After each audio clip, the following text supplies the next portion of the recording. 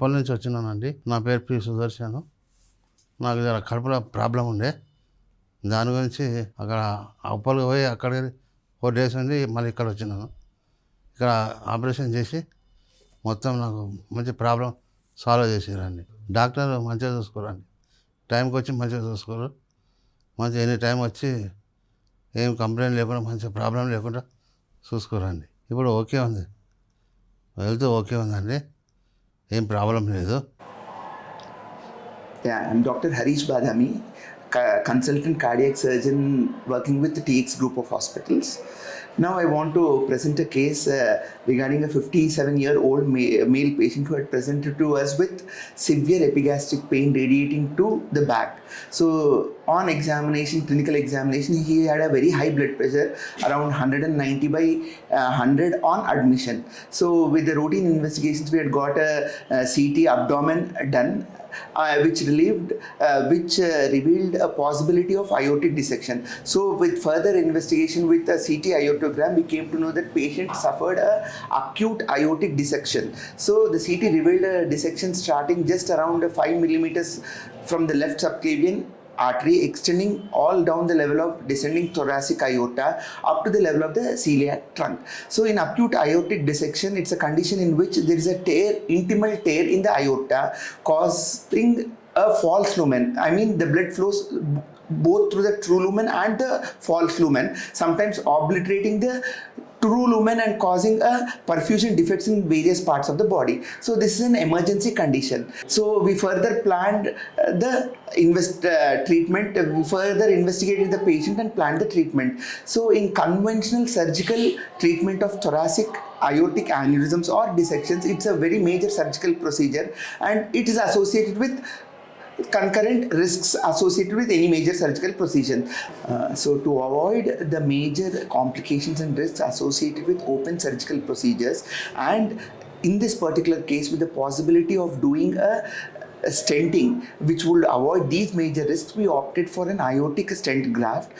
So we deployed a Valiant thoracic stent with Captiva deploying a system in this patient, and the procedure was done in a duration of 45 minutes, and the procedure went on uneventfully, and now the patient is being discharged on the third post-operative day.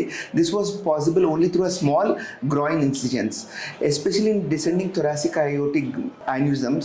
Now combination of surgery and stenting, what you call as a hybrid procedure, in possible in various situations, and thus this would help the patient with better outcomes and less surgical risks.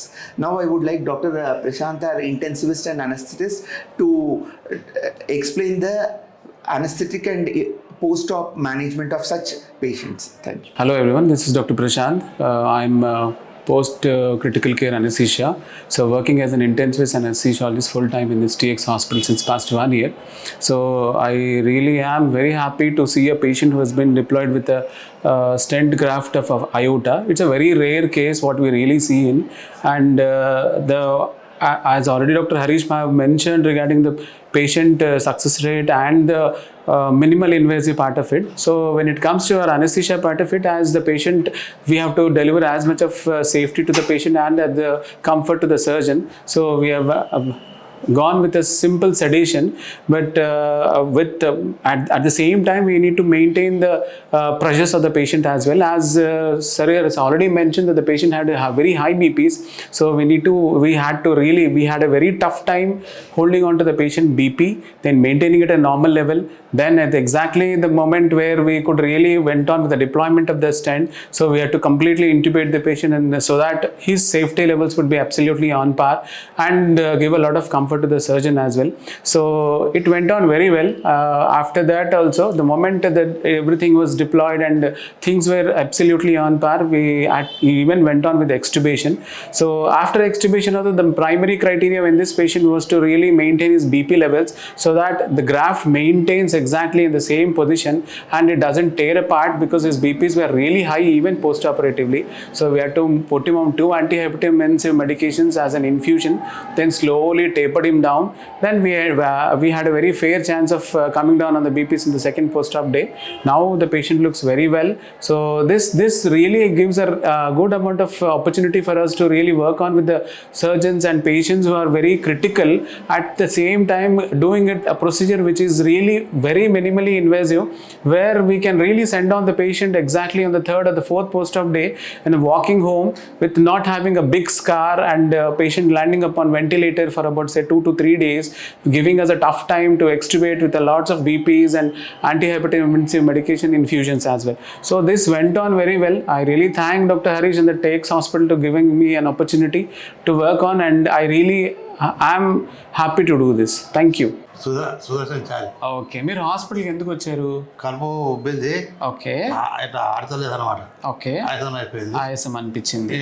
TX హాస్పిటల్కి వచ్చి admit అయినా. Okay, emergency hospital తీసుకొస్తే ఇక్కడ lens వేసి అదే so వేసినప్పుడు వేసిన తర్వాతకి ఇప్పటికి మీకు ఏమైనా తేడా అనిపిస్తుంది? చాలా వెళ్ళిపోయింది సార్, చాలా మంచిగా అనిపించింది. ఓకే, సో మీకు స్టెంట్ వేసిన తర్వాత ఎన్ని రోజులు ఐసీయూలో ఉన్నారు? ఓకే, దాని తర్వాత అయితే మీకు బాధ ఏమి అనిపించలేదు, తర్వాత మిమ్మల్ని కిందకి షిఫ్ట్ చేసేసి. Right then, thank you. Thank you sir.